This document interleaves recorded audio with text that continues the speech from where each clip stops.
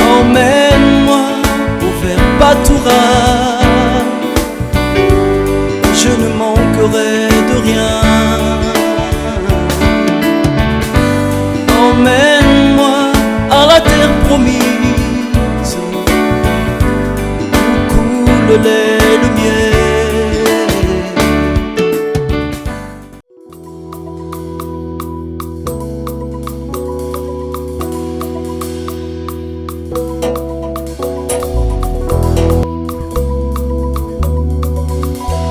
C'est reparti pour l'acte 2 de cette série de conférences et nous allons parler dans cette première session du cœur. Nous savons que dans la Nouvelle Alliance, le cœur est au centre de la communion avec le Seigneur et le chrétien. Allons donc voir de quoi est-ce qu'il s'agit, parce que généralement, on a souvent à dire « mon cœur, Dieu connaît mon cœur, ça me vient de mon cœur, etc. » Mais quelle est la réalité qu'on peut donner à cela, surtout d'après l'Évangile? Allons donc ouvrir dans Jérémie au chapitre 33, ou plutôt 31, à partir du verset 33. Il est écrit: « Mais voici l'alliance que je ferai avec la communauté d'Israël après ces jours-là, déclare l'Éternel. Je mettrai ma loi à l'intérieur d'eux, je l'écrirai dans leur cœur, je serai leur Dieu et ils seront mon peuple. » Voilà une promesse que le Seigneur a, n'est-ce pas, rendue réalité dans la Nouvelle Alliance. Et on peut voir déjà là que cela va nous séparer de l'ancien système qui existait dans l'ancienne alliance, à savoir les tables de la loi, les commandements de la loi. Et bien sûr, leur corollaire, à savoir les ordonnances, les prescriptions. Et cela montre déjà que dans la Nouvelle Alliance, on n'a pas besoin d'avoir dans les assemblées ou, je ne sais pas moi, dans notre maison, une liste de 10 commandements. Parce que cela ne sert absolument de rien, à part peut-être prouver qu'on n'a pas compris ce que c'est que la Nouvelle Alliance. Mais si on a compris d'après ce qu'on vient de lire, on saura que maintenant, ces commandements, ces lois ne sont plus d'ailleurs d'actualité pour nous, parce que, elles ont été crucifiées. C'est ce que l'apôtre Paul dit, notamment que l'acte des ordonnances qui nous condamnaient, Jésus l'a crucifié. Jésus l'a anéanti. Et c'est pourquoi aujourd'hui, nous avons plutôt sa loi qui nous est révélée par son esprit afin que nous puissions mettre en œuvre la justice par la foi. Ouvrons dans Deutéronome au chapitre 4, à partir du verset 45.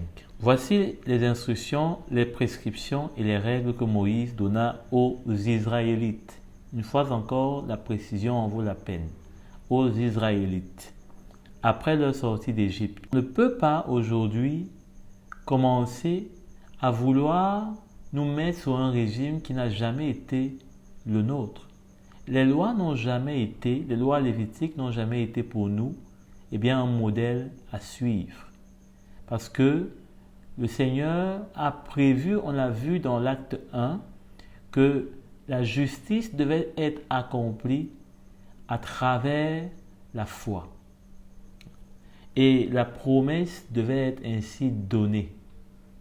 Donc Jésus a accompli la justice, non pas en mettant en œuvre la loi lévitique, mais bien sûr qu'il a accompli de facto, puisque il a accompli tout ce que le Seigneur voulait et attendait de la loi. Là où on voit qu'il n'a pas accompli la loi dans le sens où ce n'était pas les œuvres de la loi qui étaient importantes pour lui, mais c'était plutôt les œuvres par la foi. Et c'est pourquoi à chaque fois, il n'a pas hésité à remettre en question non seulement les ordonnances lévitiques, mais aussi la façon dont les pharisiens et consorts pouvaient chercher à appliquer cette loi lévitique. Allons donc à présent dans Ézéchiel au chapitre 36 à partir du verset 26. « Je vous donnerai un cœur nouveau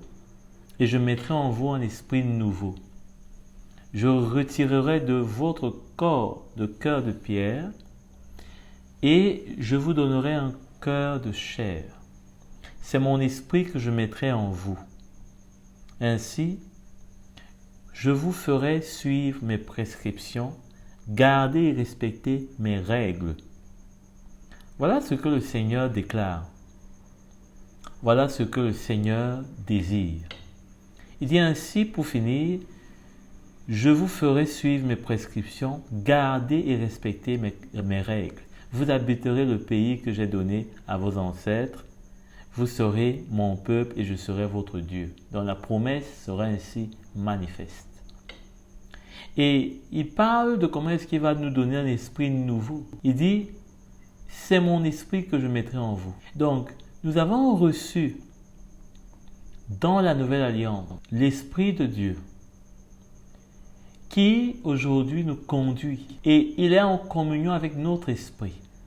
Parce que non seulement le Seigneur nous a donné un cœur nouveau, mais il dit, je mettrai en vous un esprit nouveau.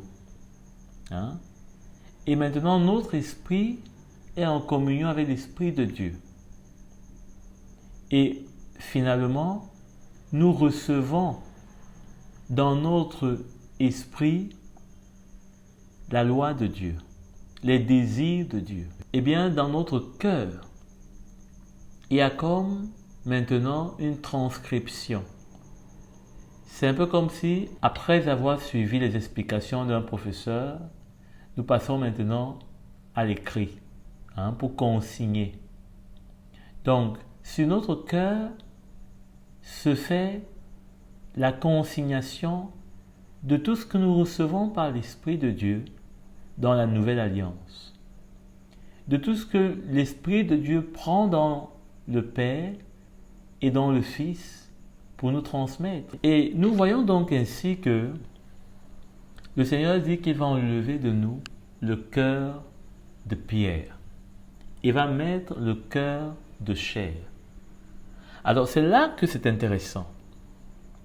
Parce que, bien ce qui se passe, c'est que le cœur de chair représente l'homme intérieur. Et le cœur de pierre représente le vieil homme. Ou si vous voulez encore, le cœur de chair représente l'homme nouveau. Nous sommes à l'intérieur, dans notre cœur, l'homme intérieur. En d'autres termes, l'homme intérieur, c'est maintenant le nouvel homme que nous sommes devenus, la nouvelle femme que nous sommes devenus après avoir reçu le Seigneur. Et quand nous sommes devenus cette nouvelle personne, qui est l'homme intérieur, nous avons reçu un nouveau cœur, qui est le cœur de chair, qui est l'homme nouveau. Et cet homme nouveau doit remplacer le vieil homme, qui est l'homme adamique, qui est la nature du péché, qui est l'iniquité. L'homme intérieur a besoin d'être régénéré, c'est-à-dire de prendre une proportion qui est à la mesure de la stature de Christ. On a besoin d'être régénéré pour porter la pensée de Christ. Parce que l'homme qui a vieilli, le vieil homme, avait sa pensée. On a vu cela dans l'acte 1, la pensée de l'homme, la pensée charnelle et la pensée de Christ, qui nous est transmise notamment par l'Évangile. Parce que l'homme intérieur est à l'origine censé être une coquille qu'on doit remplir. Et pour que cela soit fait, il faut que l'évangile soit annoncé. C'est pourquoi on prêche, non seulement pour sauver ceux qui sont dans le monde, mais également pour qu'il y ait un renouvellement, une régénération dans l'homme intérieur à travers la pensée de Christ qui lui est communiquée. Pour qu'il n'y ait pas de confusion entre ce qui peut encore rester du vieil homme, parce que le vieil homme doit sortir, il est à la porte, il a un pied hors de notre vie et disons un demi-pied ou un demi-orteil dans notre vie. On a besoin de le comprendre parce que quand on devient enfant de Dieu, on ne devient pas parfait. En tout cas, on ne devient pas parfait sur le plan de nos œuvres dans la foi. Bien que Christ ait tout accompli, nous avons des œuvres. Il nous est dit que le Seigneur a préparé pour nous des œuvres que nous devons accomplir. Donc nous avons des œuvres à accomplir. Et pour cela, nous ne sommes pas toujours parfaits. Les défis que le Seigneur met devant nous, les situations qui arrivent et qui demandent notre vie, nos propres faiblesses dans lesquelles nous tombons systématiquement parfois, avant de devenir affermis, avant d'avoir peut-être la libération du Seigneur, d'expérimenter une œuvre de grâce, de libération du Seigneur dans notre vie. C'est par exemple le cas de celui qui peut avoir une addiction et ce n'est pas forcément le jour où il donne sa vie que cela va partir. S'il aimait peut-être beaucoup des choses, disons, mondaines, ce n'est pas du jour au lendemain. Et on ne va pas mettre la pression sur lui pour que ça se fasse le même jour. Mais avec l'évangile, l'Esprit de Dieu va convaincre, il va mettre des choses qui seront telles que la personne elle-même, va pouvoir décider et s'aligner avec la justice de Dieu. Donc, le vieil homme a besoin de sortir complètement de notre vie. Et pour cela, il faut que l'homme nouveau croisse, qu'il prenne toute la place de notre cœur.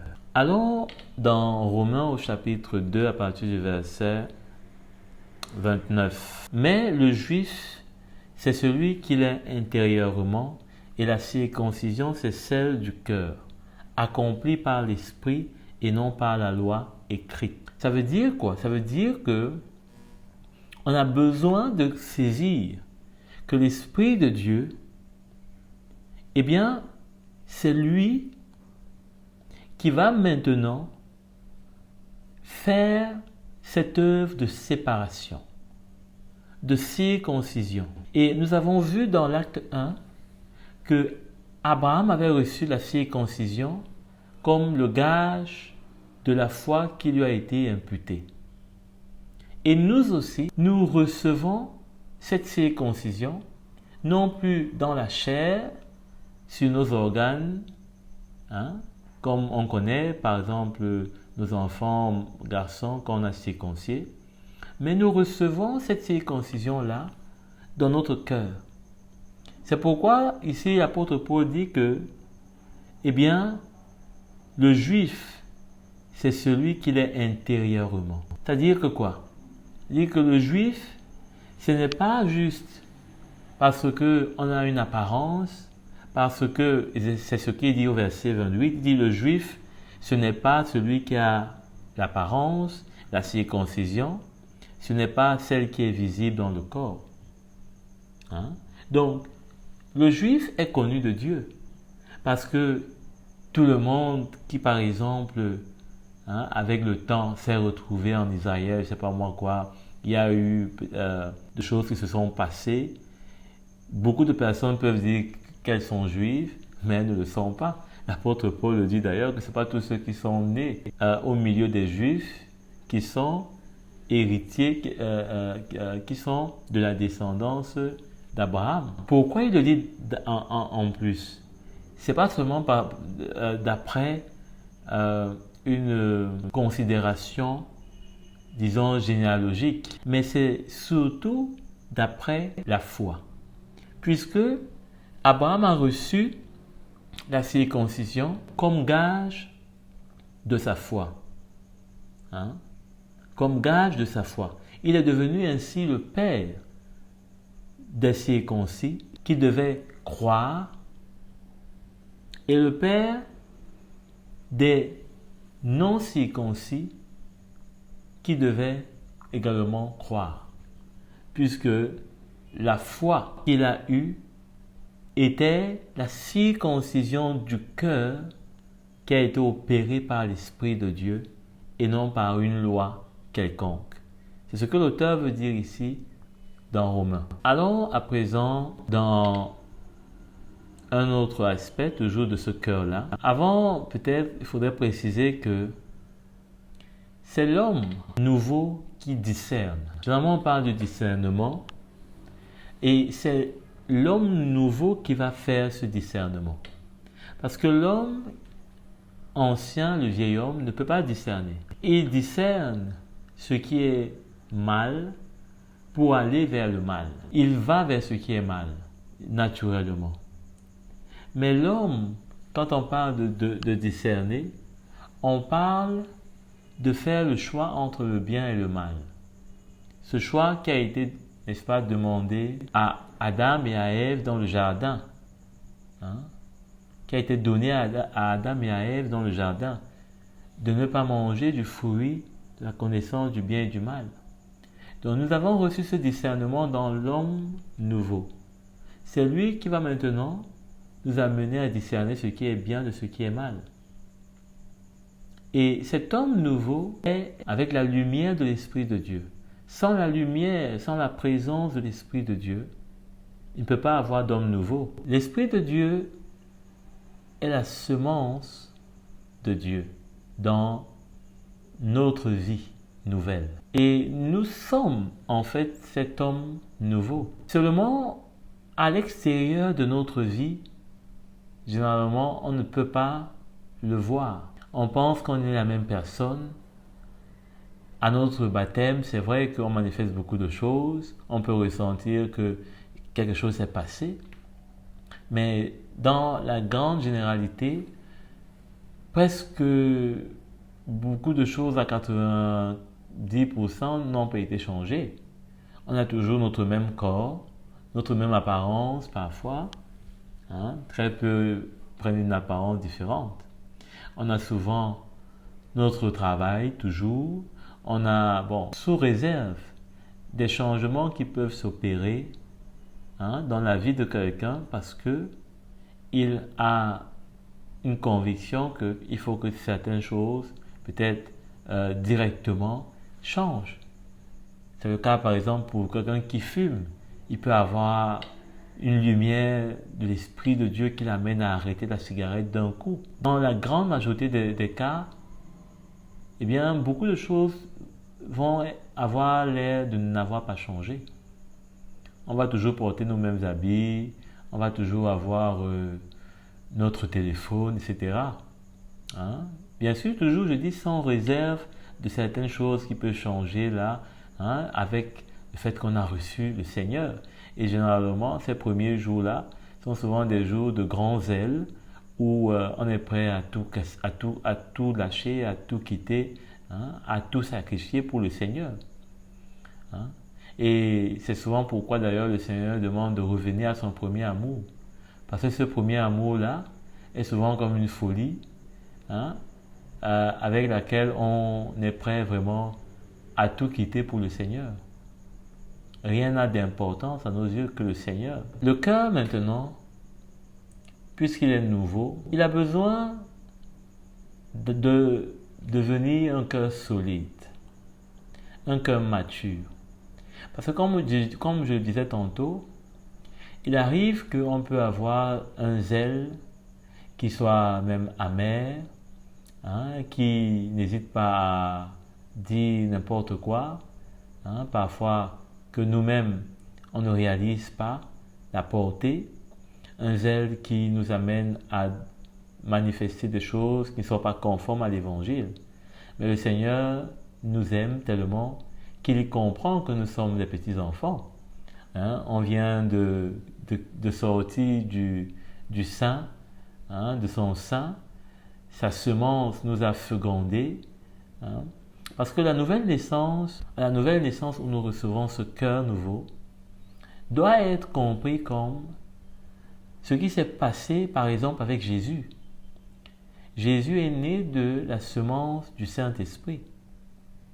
Et c'est pourquoi nous aussi nous recevons l'Esprit de Dieu. Et quand nous avons reçu cet Esprit, eh bien, il nous a formé un corps. Il nous a formé un corps.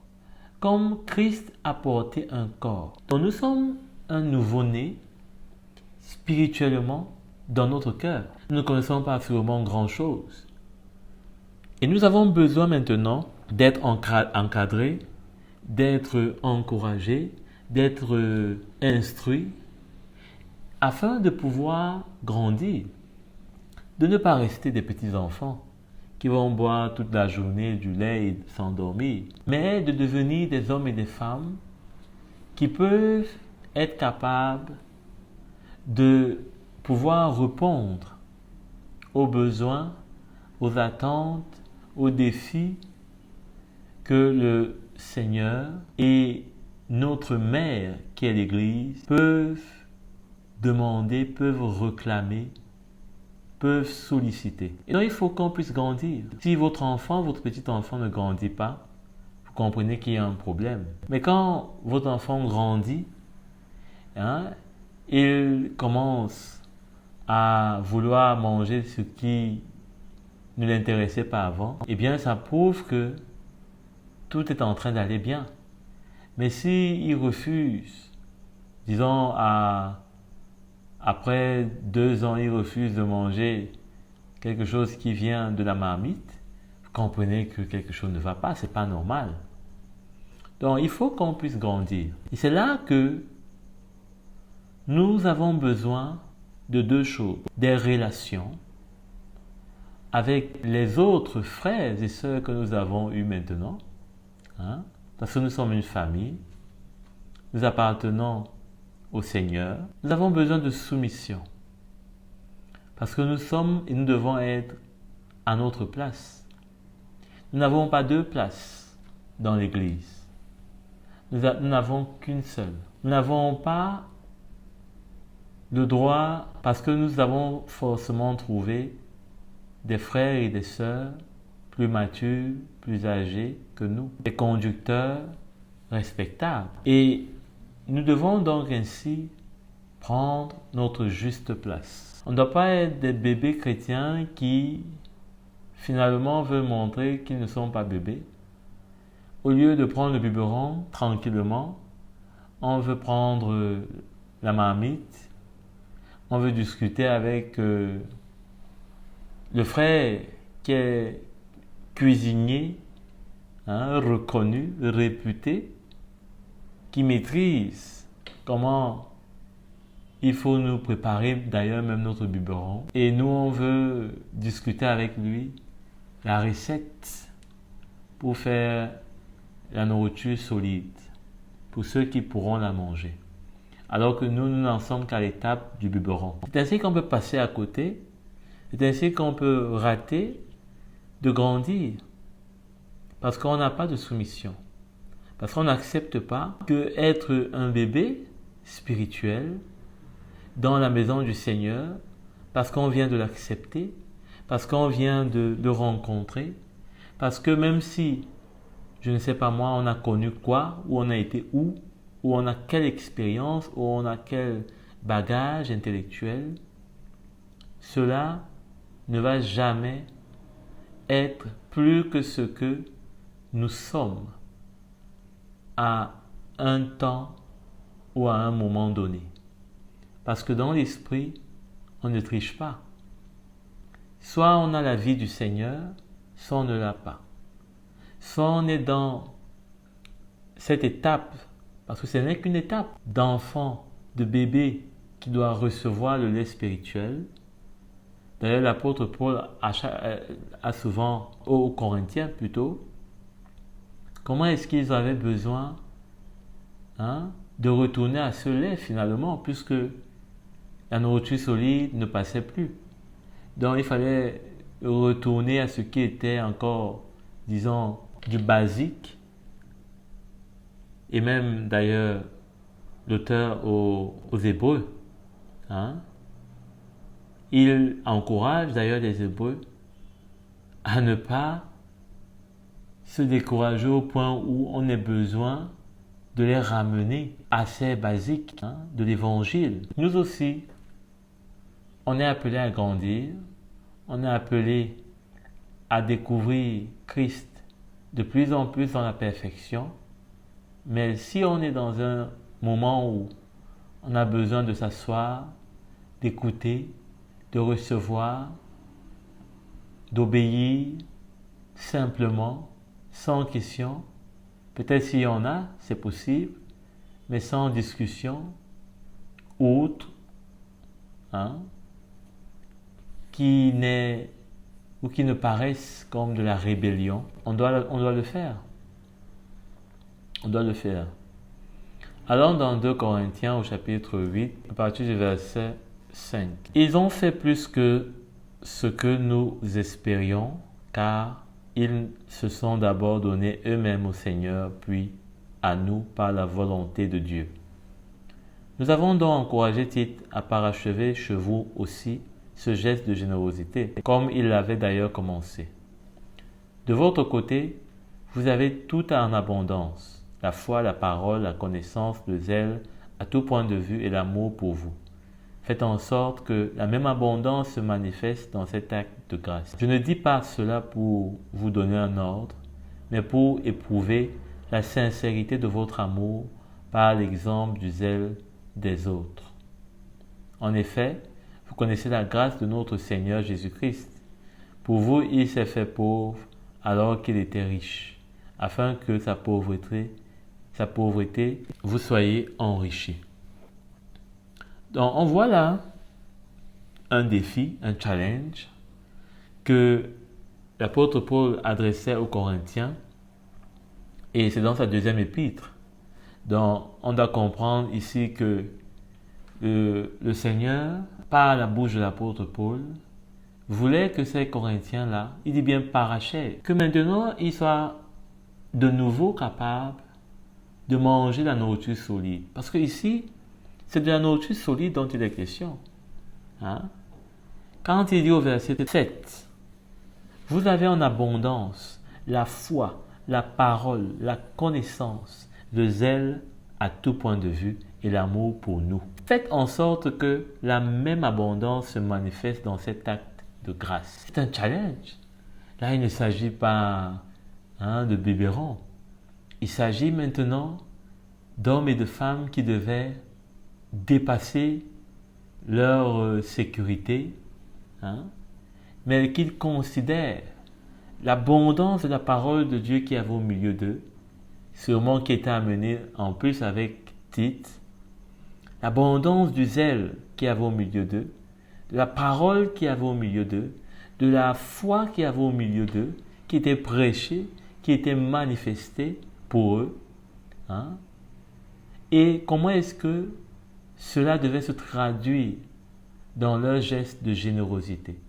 Ils devaient essayer de mesurer tout ça et de traduire cela dans leur générosité. Parce que c'est très facile, par exemple, de recevoir et chaque fois de recevoir. Mais combien il est merveilleux de donner. Parce que Jésus l'a dit, il y a plus de joie à donner qu'à recevoir. Et nous aussi, voilà un challenge que nous pouvons recevoir. Et dans ce challenge, qu'est-ce qu'on voit? On voit une relation de cœur. On ne voit pas qu'il est en train de les imposer quelque chose, puisqu'il le dit. Mais on voit qu'il est en train de profiter de sa relation avec eux, parce qu'il les connaissait, parce que cette église de Corinthe le connaissait, et finalement, ils se connaissaient. Il y avait une relation spirituelle. Ce n'est pas une relation d'un homme qui atterrit et qui dit quelque chose et qui part. Il atterrit à 5 heures, il repart à 18 heures. Non. Et puis bye bye. Non. Là, il s'agissait d'un homme qui avait une relation. Il s'agissait d'un homme qui était impliqué. Il s'agissait d'un homme qui était au courant. Puisque l'apôtre Paul prend par exemple le cas où il y a des frères qui sont dans l'immoralité, il dit que quand ils vont se rencontrer, qu'ils jugent le cas et qu'ils sachent que l'apôtre Paul, il est avec eux. Il leur montre d'ailleurs comment est-ce qu'il faut se positionner par rapport à une affaire comme celle d'un frère qui aime son péché. Il dit il faut l'exclure. Il faut l'exclure de la communion des frères. Parce que un peu de levain fait lever toute la pâte. Et on voit dans une relation, et c'est de ça dont il s'agit quand on veut grandir, quand cet homme nouveau veut grandir. Ce n'est pas de lire toute la Bible, ce n'est pas d'essayer de comprendre tout le grec et le latin et l'hébreu et l'araméen et je sais encore quoi, mais c'est d'essayer de ressentir le cœur des hommes et des femmes qui sont en train de suivre un modèle qui est celui de Christ crucifié et donc d'imiter. D'imiter en se rapprochant, en essayant d'obéir, de suivre, même de loin. Même de loin. Parce que le Seigneur, il n'est pas limité. C'est son esprit qui nous met en communion, dans son corps. C'est son esprit. Et c'est comme ça qu'on fait partie finalement du corps. Lorsque nous avons un même esprit, une même âme, des mêmes sentiments. Lorsqu'on n'est pas encore arrivé là.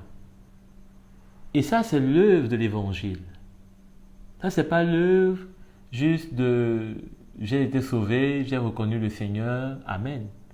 Ça, c'est l'œuvre de l'Évangile, de la sainte doctrine, pour être plus précis, qui amène un lien, disons, de consanguinité, parce que c'est le sang de Christ qui nous a rachetés et qui, maintenant, nous a unis dans son corps et nous n'appartenons plus chacun, je ne sais pas moi, à sa tribu ou à sa dénomination, mais nous sommes dans son corps parce que nous avons une même fondation qui est sa croix, qui est ce chemin étroit. Et là, en donnant notre vie, nous nous retrouvons forcément.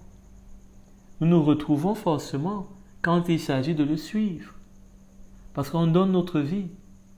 Parce qu'on a perdu. Et si on est dans le même chemin, on est ensemble. Et on sera de plus en plus ensemble. Parce qu'on va donner notre vie pour le même Seigneur. On va recevoir la vie du même Seigneur. Allons dans 1 Thessaloniciens au chapitre 2, à partir du verset 11. Vous savez aussi que nous avons été pour chacun de vous ce qu'un père est pour ses enfants. Un père est pour ses enfants. Nous vous avons encouragé, réconforté et supplié de marcher d'une manière digne de Dieu, qui vous appelle à son royaume et à sa gloire. C'est pourquoi nous disons sans cesse à Dieu toute notre reconnaissance de ce que, en recevant la parole comme ce qu'elle est vraie, la parole de Dieu agissant en vous qui croyez. Qu'est-ce que l'apôtre Paul dit aux Corinthiens? La prédication de la croix, c'est la puissance de Dieu pour ceux qui croient. C'est ça qu'il dit ici. L'apôtre Paul avait une révélation qui était telle qu'elle ne pouvait pas avoir de tampon ou de mi-temps ou d'entrecoupement ou je ne sais pas moi quoi, de quelque chose qui ne se suit pas, qui n'a pas, disons, un sens, hein, mais c'était un tout. C'était pas juste quelque chose, un mot ici, une phrase là-bas, ou un seul endroit, mais c'était un tout qui reposait sur une même fondation. Et c'est ce qu'aujourd'hui il manque par exemple. On entend beaucoup d'enseignements à gauche, à droite, beaucoup c'est pas moi, de thèmes, hein, sur beaucoup de sujets. Mais on ne retrouve pas souvent un fondement à tout cela. Hein? Pour telle chose, on va parler comme ça. Pour telle autre, on va parler comme ci. Pour certains d'ailleurs, on ne voit même rien. On a l'impression que c'est juste une routine. On n'a pas de révélation. Hein? Et ainsi, on ne peut pas communiquer la pensée de Dieu, la parole de Dieu. C'est pourquoi il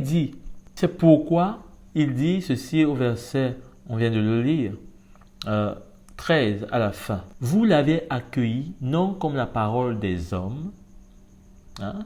Donc, ce n'est pas juste notre affaire, notre compréhension, notre lecture, mais comme ce qu'elle est vraiment, la parole de Dieu, agissant en vous qui croyez.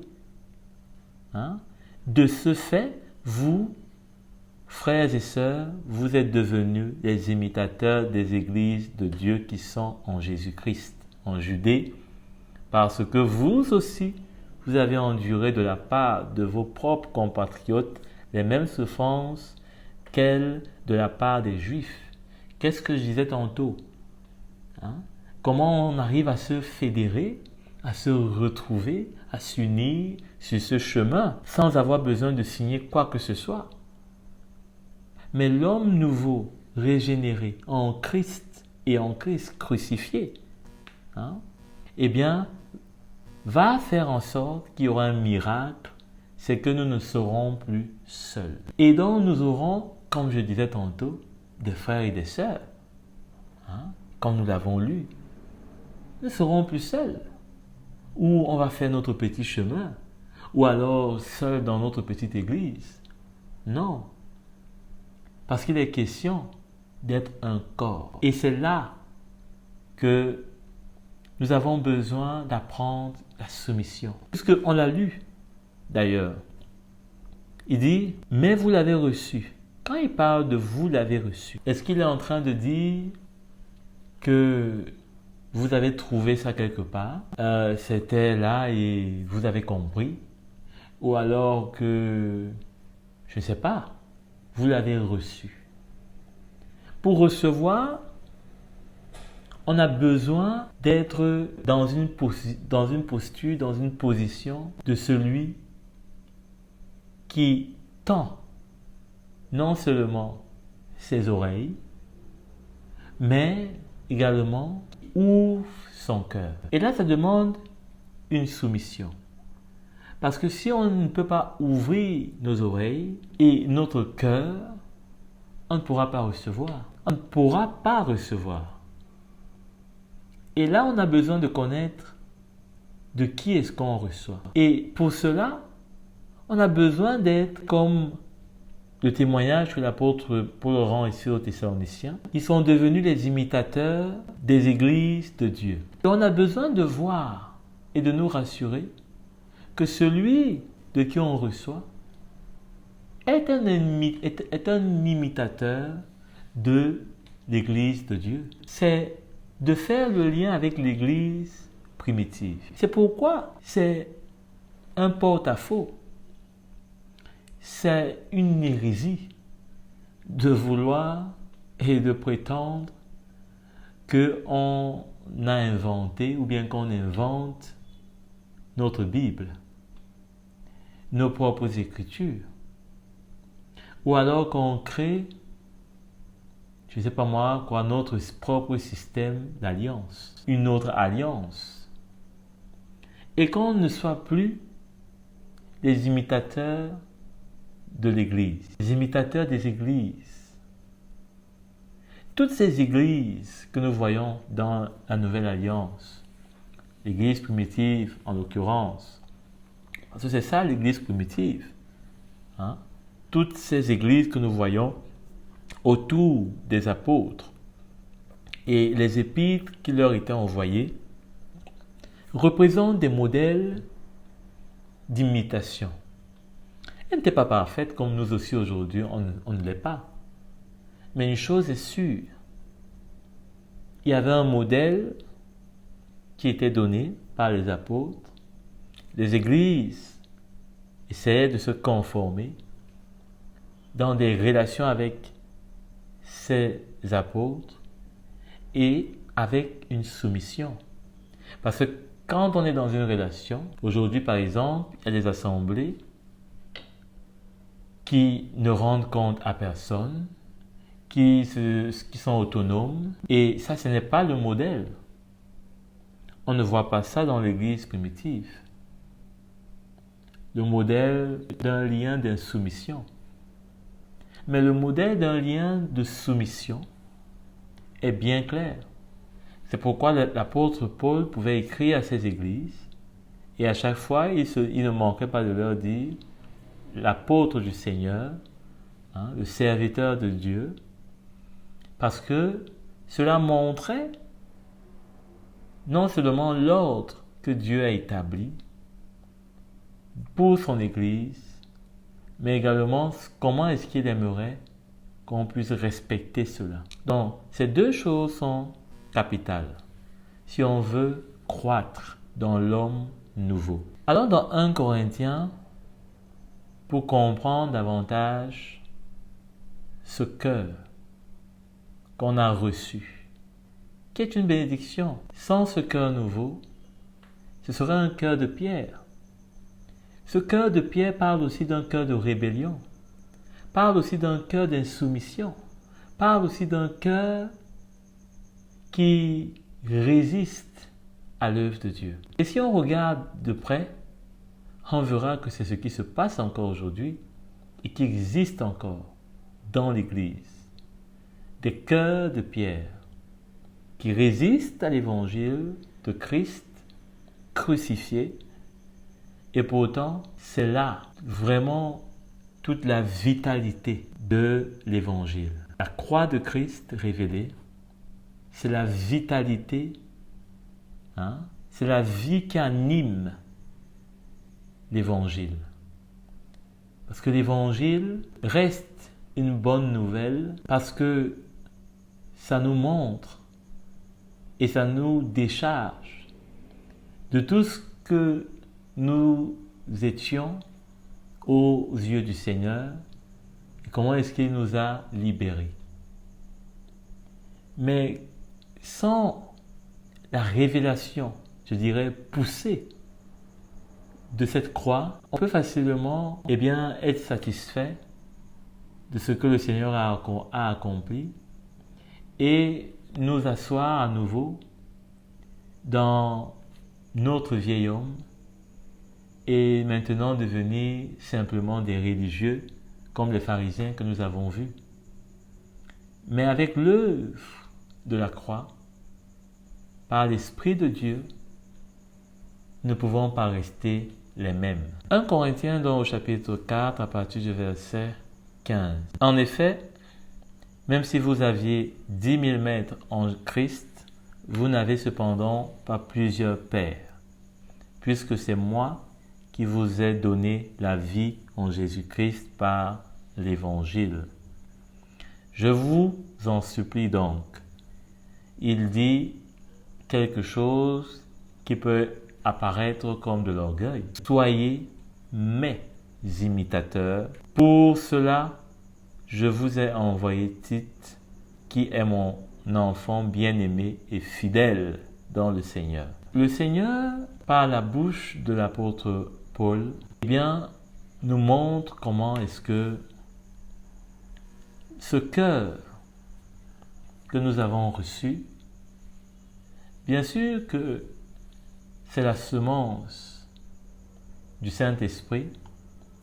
Mais l'apôtre Paul dit que les Corinthiens n'avaient pas plusieurs pères, même s'ils pouvaient avoir 10 000 mères. Parce que c'est lui qui les avait engendrés. Il utilise le terme engendré. Ça montre que si l'Église est notre mère, les apôtres, avec l'onction qu'ils représentent, sont des pères. Et dans l'Évangile qu'ils nous transmettent pour être renouvelés dans l'homme intérieur, pour grandir, pour que ce cœur puisse tenir la course que nous engageons, eh bien, il faut que nous puissions imiter leur vie, parce que leur vie, c'est le modèle de ce qu'ils nous transmettent par l'Évangile.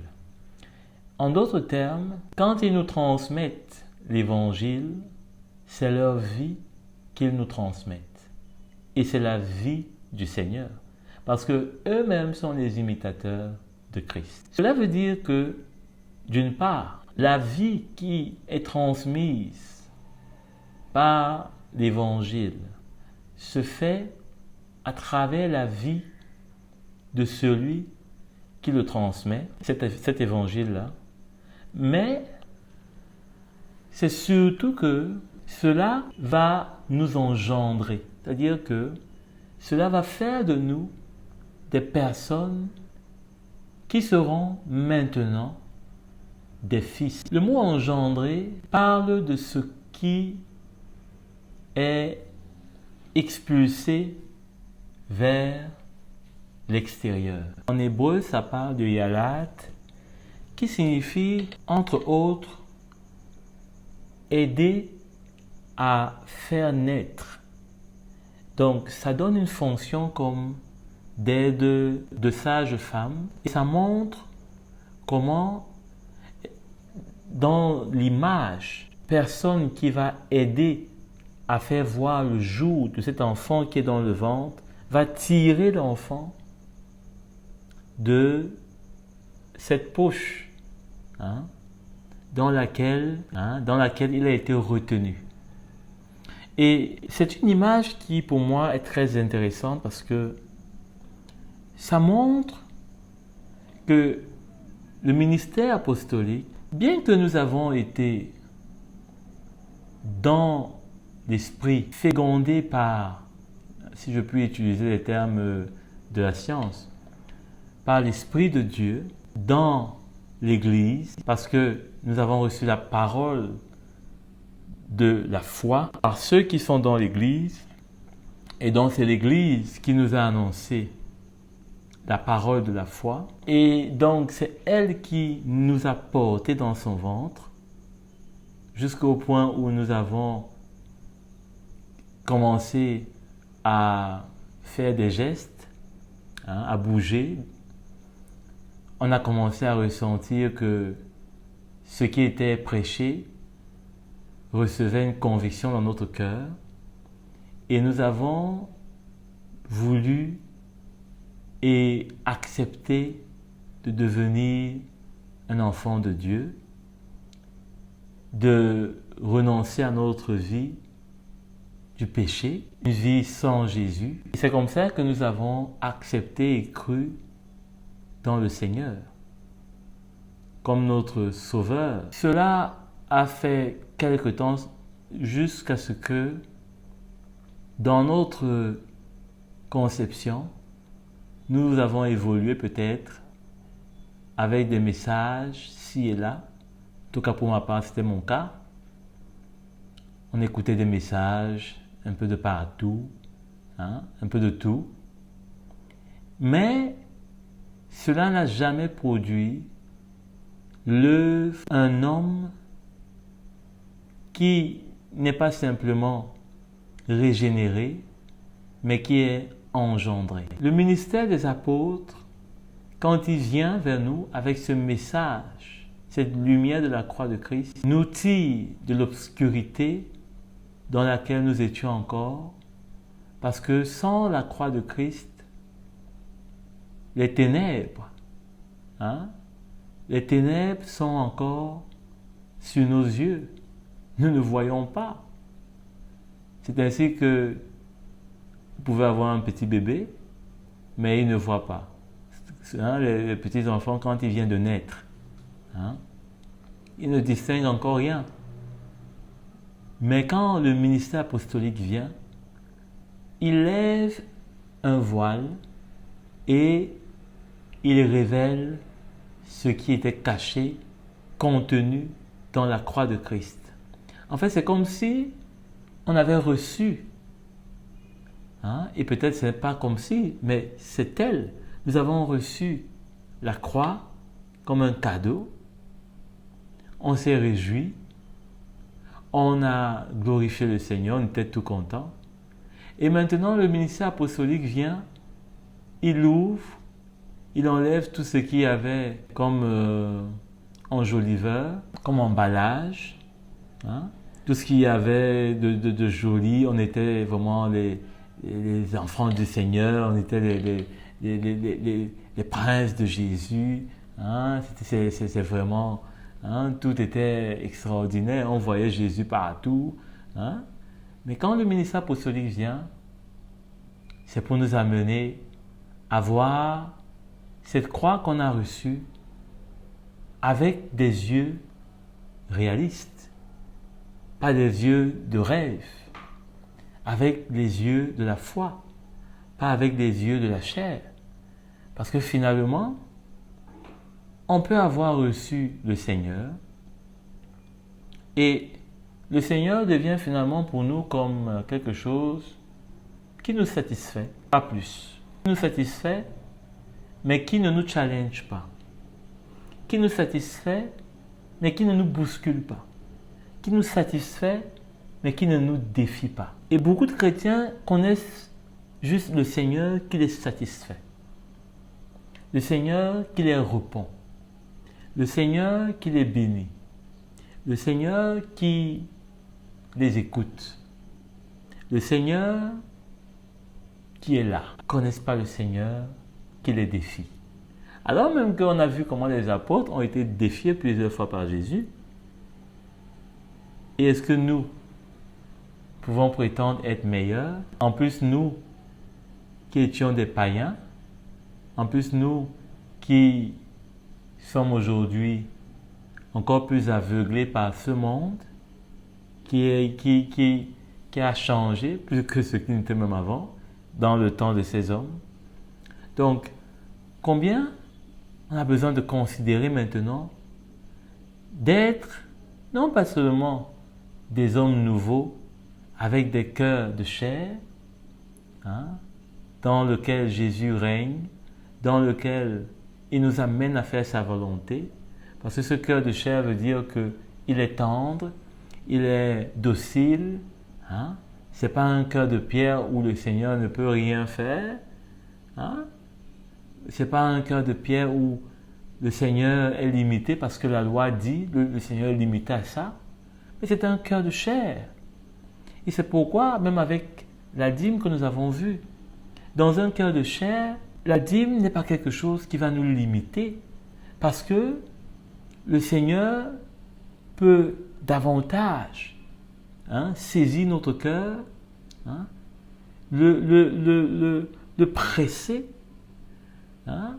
et nous montrer, notamment comme l'apôtre Paul montrait aux Corinthiens, comment ils avaient reçu la connaissance, la parole de Dieu, la foi qui était à l'œuvre pour eux. Et ils devaient maintenant saisir le poids de cela dans leur générosité. Est-ce qu'il y a de la place pour cela? Quand on voit comment la dîme était carrée, non, ça n'a pas de sens. Le cœur de chair ne peut pas se limiter aux bornes de la loi, aux limites de la loi, aux dimensions de la loi. Pas du tout. C'est évident. Parce que c'est l'Esprit de Dieu qui demande d'aller en eau profonde. En eau profonde. Alors, pour terminer, même si c'est pas vraiment encore terminé, donc nous sommes quittés du cœur, d'un cœur de chair. Nous avons maintenant d'un cœur de pierre pour un cœur de chair. Nous sommes maintenant un homme nouveau à cause de cela. Et maintenant, nous devons avoir un cœur de fils. C'est de ça, et c'est à là que nous mène le processus d'engendrement. Voyez-vous, c'est vrai qu'il y a eu des changements sous d'autres cieux. Un enfant qui est mort-né n'est pas un fils. Un enfant, une fille, un garçon qui est mort-né n'est pas reconnu, n'a pas une existence légalement reconnue. En France, ça a évolué. Maintenant, on demande d'inscrire sur le livret, mais ceci, c'est pour permettre notamment que les parents puissent faire leur deuil. Mais à la vérité, ça n'existe pas. Hein? Bien sûr que je ne veux pas choquer. Ceux qui ont eu à perdre des enfants, ont eu des enfants morts-nés, les morts, néonataux. Hein? Mais le problème, c'est que quand on voit aujourd'hui avec la nouvelle alliance et l'esprit qui nous est montré, il est évident que combien de personnes peuvent-elles franchir la ligne d'arrivée, la fin de cette course de la foi, si elles ne sont pas devenues des fils et des filles dans l'Évangile? Moi, je pense que ce n'est pas pour rien que Jésus dit, quand il reviendra, trouvera-t-il encore la foi? Ce n'est pas que la foi va manquer, mais c'est que ceux pour porter cette foi vont manquer. Pourquoi? Une des raisons est évidente. Être devenu un fils engendré, d'avoir un cœur de fils, être engendré dans le Seigneur, c'est dangereux. Parce que là, c'est un cas qu'on va considérer comme étant pas sûr. On ne sait pas comment ça va finir. On n'a aucune certitude. On n'a aucune certitude dans le bon sens. Dans le sens que ça puisse se terminer positivement. On n'a aucune certitude. Alors, dans ce sillon-là, de devenir des fils, on devient donc aussi des imitateurs de ceux de nos pères. Parce que le fils, c'est pas seulement parce qu'il connaît l'évangile ou parce qu'il est dans l'église, c'est celui qui imite. C'est celui qui imite le père, c'est celui qui imite ceux qui imitent le père. Et donc si on est des imitateurs de ceux qui nous ont engendrés, de ceux qui ont été aussi engendrés dans l'évangile, eh bien, il y a de grandes chances, plutôt, qu'on puisse terminer bien la course. Tant plus que ces personnes-là vont veiller sur nous. Ce ne sont pas des pères qui n'ont rien à voir avec, ne sont pas intéressés avec notre vie, qui après avoir fini de prêcher, eh bien, retournent chez eux, ou alors nous attendent pour venir faire une prière qu'on va devoir payer, ou je ne sais pas moi quoi. Non. Ce sont des pères qui sont intéressés par notre état spirituel, qui veulent nous voir progresser, parce que l'étincellement de leur couronne en dépendra. Dans 1 Corinthiens au chapitre 11, à partir du verset « Soyez mes imitateurs, comme je le suis, moi-même, de Christ. » Et quand il dit cela, l'apôtre Paul ne le dit pas comme si il est fier qu'on l'imite, mais il est fier qu'on imite le modèle que lui-même il imite. Et donc, il a l'assurance que ce modèle ne va pas nous conduire à la désillusion, mais à obtenir ce qui nous est promis. Dans Philippiens au chapitre 3, verset 17, « Soyez tous mes imitateurs, une fois de plus, frères et sœurs, et portez les regards sur ceux qui se conduisent suivant le modèle que vous avez en nous. » Il arrive, et il peut arriver que le Père ne soit plus, qu'un Père qui a engendré des fils ne soit plus.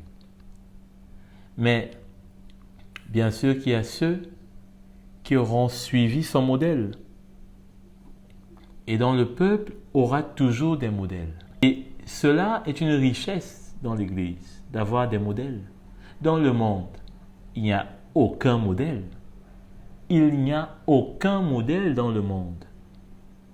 Au contraire, il n'y a que des contre-modèles. Dans Éphésiens au chapitre 5, à partir du verset 1, il est dit « Soyez donc les imitateurs de Dieu, puisque vous êtes des enfants bien-aimés, et vivez dans l'amour en suivant l'exemple de Christ. » Voilà l'exemple parfait, qui nous a aimés et qui s'est donné lui-même pour nous comme une offrande et un sacrifice dont l'odeur est agréable à Dieu. Et dans la suite, il va citer beaucoup de choses qui ne sont pas à imiter. Il dit que l'immoralité sexuelle, l'impureté, toutes sortes, ou la soif de posséder ne soient même pas mentionnées parmi vous. Des exemples dans lesquels on peut reconnaître des modèles.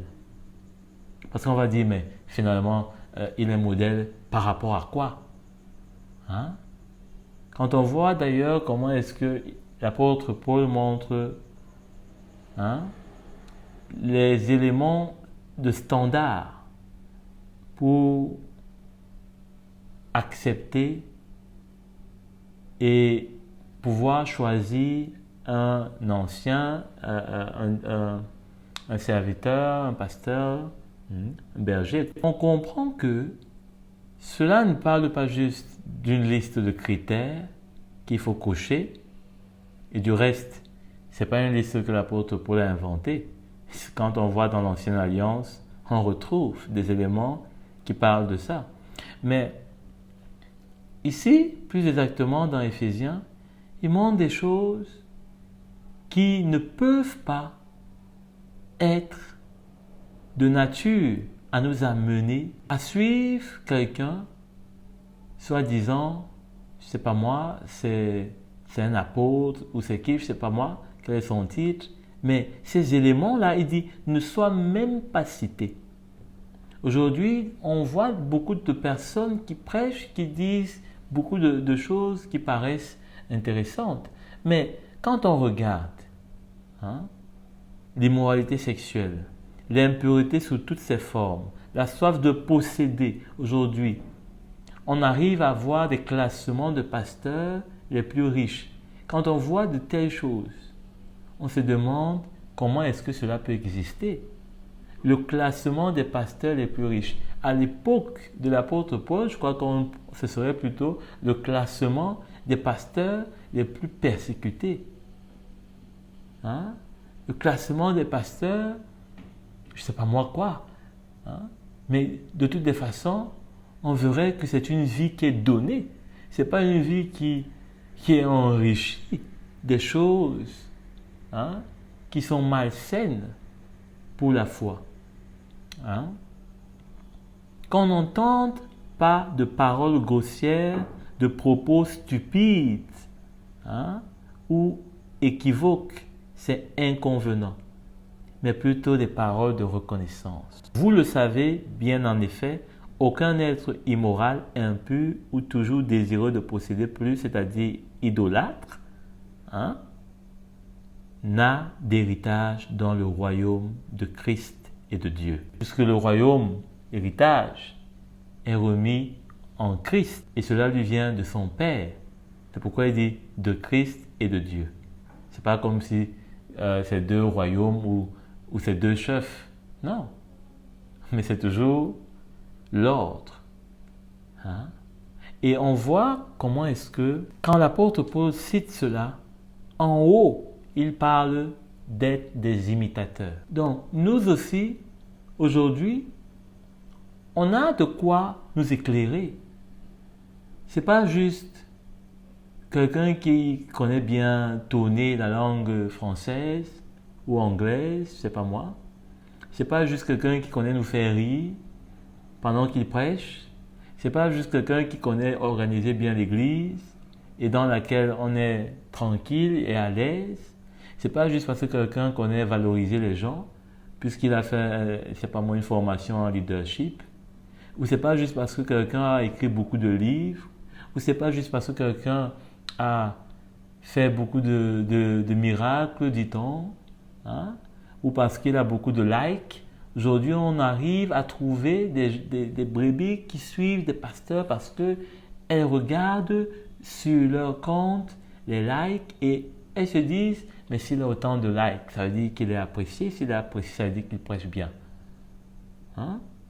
Donc, on ne peut pas laisser les éléments qui ne sont pas scripturaires pour les évaluer et tirer nos conclusions et mettre de côté la parole de Dieu. Ça, c'est ne pas comprendre comment est-ce que le Seigneur veut prendre soin de nous.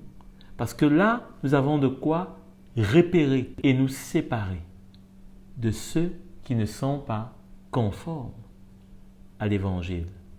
Parce que d'eux va dépendre notre perdition ou notre sécurité. Complètement.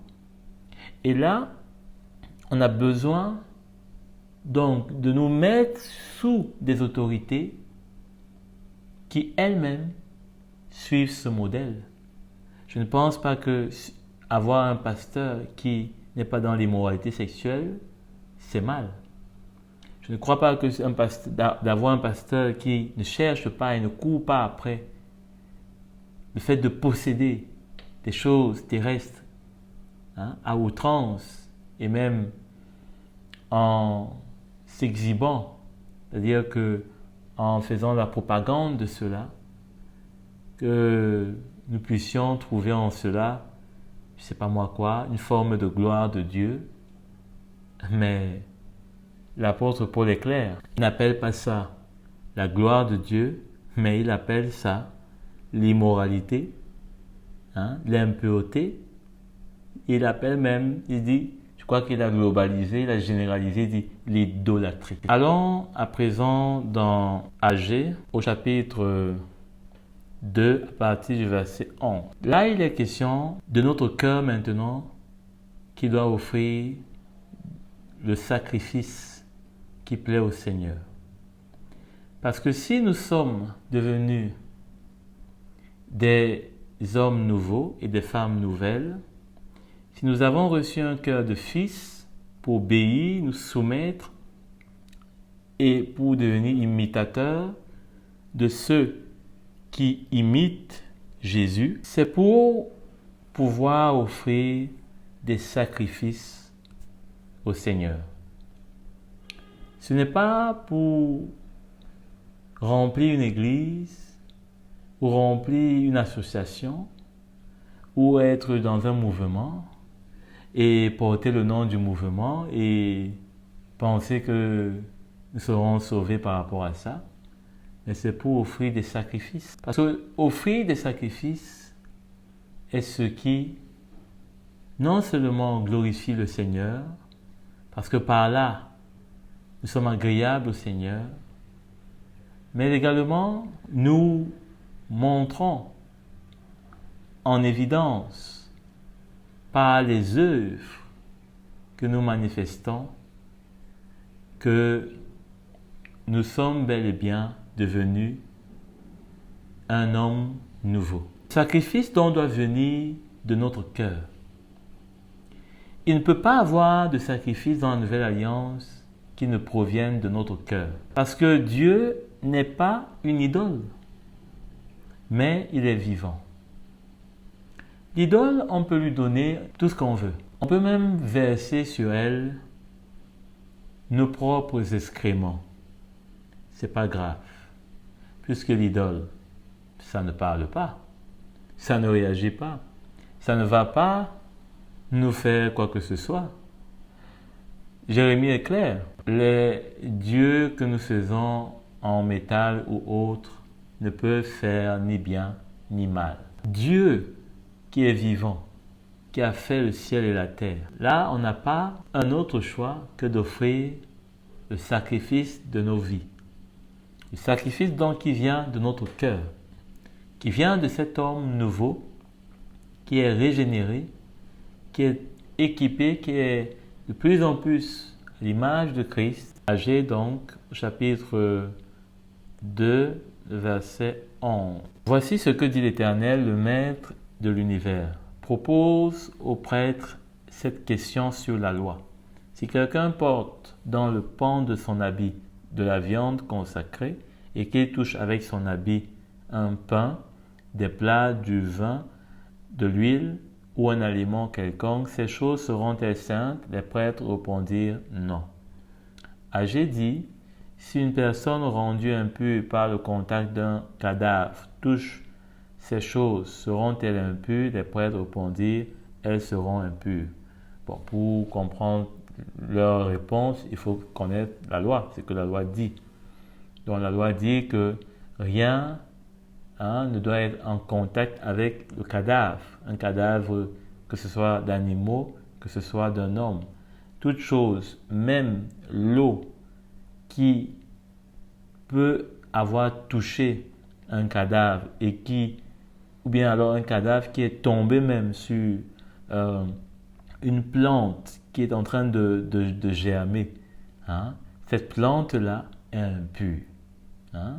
Déjà, cette plante-là est impure, eh bien, selon certains cas, mais il y avait beaucoup de choses qui étaient facilement impures du fait que, par exemple, un cadavre qui est retrouvé sur un lit, le lit est impur. Il dit au verset 14, « Alors Agé reprit la parole, « C'est ainsi qu'est ce peuple, qu'est cette nation devant moi, déclare l'Éternel. C'est ainsi que sont toutes les œuvres de leurs mains. » Les œuvres de leurs mains. Ce qu'ils m'offrent est impur. Maintenant, réfléchissez donc attentivement à ce qui va se produire dès aujourd'hui. Et là, le Seigneur a maintenant montré comment est-ce que par cette, ce jeu de questions-réponses, simplement la place du cœur. Si votre cœur est impur, tout ce qui va avec est impur. Jésus lui-même l'a dit, si l'intérieur de la coupe est impur, tout ce qui y entre est impur. Alors, pourquoi? La raison est simple. Ce n'est pas ce qui est impur de l'extérieur qui souille ce qui est à l'intérieur. Ce n'est pas ce qui est à l'extérieur. C'est le cœur qui est capable de pouvoir discerner.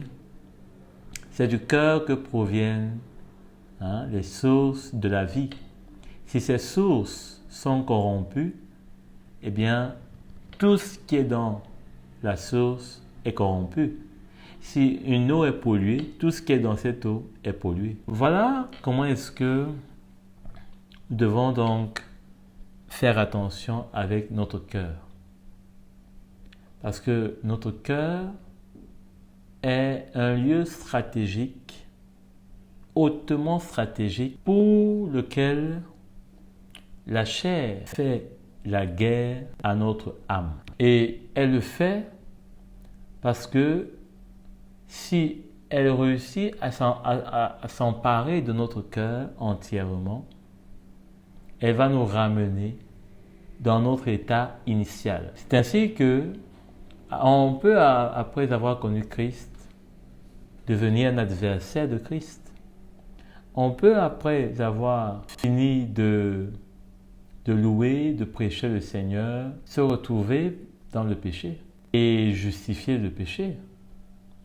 Tout simplement parce que la chair a peut-être repris des droits quelque part. Nous sommes maintenant en train d'être dominés, d'être esclaves de ce qui a triomphé de nous. Notre cœur est comme un espace, est à mi-chemin de la chair d'une part et de l'esprit. Nous sommes au milieu. Toutefois que nous prenons la direction du Saint-Esprit, c'est la chair qui recule. Toutefois que nous prenons la direction de l'esprit, de la chair, c'est l'esprit qui recule. Et dans la Nouvelle Alliance, l'Esprit de Dieu veut nous convaincre de tout ce qui est de la chair. Parce que la chair a plusieurs camouflages. C'est un agent secret bien expérimenté. Mais par l'Esprit de Dieu, nous pouvons disséquer toutes ces tentatives, toutes ces œuvres, toutes ces facettes.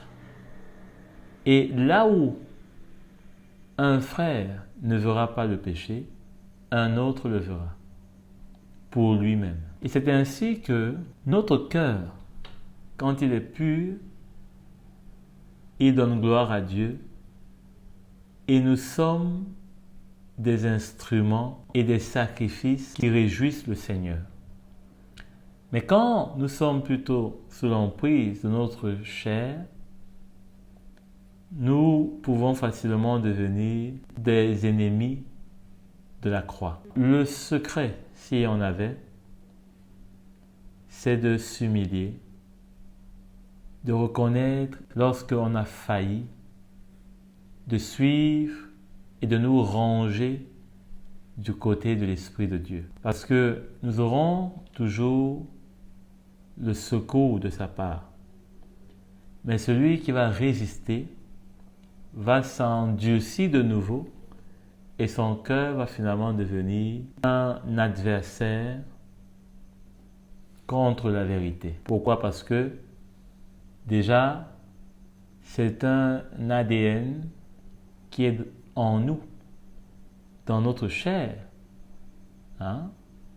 Donc, c'est une nature, c'est des origines qui ne sont pas très loin. On fait confiance et on se confie en nous-mêmes. Mais quand le cœur que nous avons reçu, ce cœur nouveau, s'aligne avec l'Esprit de Dieu, nous sommes en communion avec le Seigneur et nous pouvons davantage marcher du côté de la lumière parce que le Seigneur est dans la lumière. Ce n'est pas dans les ténèbres qu'on va le rencontrer, mais c'est dans la lumière. C'est pourquoi l'apôtre Paul dit de marcher comme des enfants de lumière. Parce que si on est dans la lumière, ça veut dire qu'on est en train d'aller à la rencontre de la lumière, d'offrir des sacrifices vivants, pas morts, mais des sacrifices vivants. Vivants lorsque nous sommes passés par la mort de Christ. L'œuvre de sa vie nous fera porter des sacrifices vivants. Mais si nous sommes dans la chair, nous allons porter des sacrifices morts. C'est pourquoi ce texte est important. Ce qui est mort et qui touche à notre sacrifice, c'est-à-dire la chair, le vieil homme qui est censé être mort et pas ressuscité, lui il ne doit pas ressusciter. Le vieil homme n'a pas part à la résurrection. Ça doit être clair. Le vieil homme n'a pas part à la résurrection. Et donc, si ce mort vient toucher à notre sacrifice, c'est dangereux. Il sera impur. C'est pourquoi quand l'apôtre Paul parle de ces choses-là, d'offrir nos membres comme des sacrifices vivants, lui c'était un hébreu, il comprenait la loi. Et maintenant la révélation lui était donnée, et donc il pouvait parler de ces choses-là en quelques lignes, mais avec une profondeur immense. Exode 23, le verset 18. Tu n'offriras pas le sang de la victime sacrifiée en mon honneur sur le pain levé, et on ne gardera pas sa graisse pendant la nuit jusqu'au matin. Alors, il ne fallait pas offrir le sang de la victime sacrifiée sur le pain levé. Le pain levé, on a vu que dans la Nouvelle Alliance, il ne fallait pas de pain qui est le levain. Quand il y a du levain, c'est un pain qui est levé, parce que ça va faire lever la farine. Mais ici, la précision nous est encore donnée par rapport au sang. Il ne fallait pas que le sang soit en contact avec le pain levé. Parce que le sang parle de l'œuvre de la mort, de Christ qui doit avoir en nous. Et c'est cela, et c'est seulement sur cette base que nous pouvons offrir des sacrifices agréables au Seigneur. Comme Jésus a offert son sacrifice et qui a plu au Seigneur. Mais maintenant, si nous acceptons le levain de la chair et que nous voulons mélanger cela avec le sacrifice de Christ, comme quoi nous sommes dans l'Église, mais nous sommes avec notre chair, nous sommes donc morts quoique vivants, le Seigneur n'accepte pas. Il n'est pas pour. Cela n'est pas de nature à glorifier et à le satisfaire.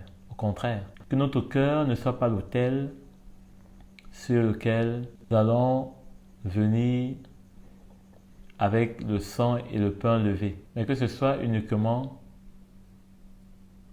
le sang de Christ à l'œuvre dans nos vies qui nous amène à perdre tout ce que nous savons que nous devons perdre, ainsi à nous offrir nos vies libérées du péché, peut-être pas parfait, c'est possible, oui, mais sans l'emprise du péché, sans la vie du péché, dominer ou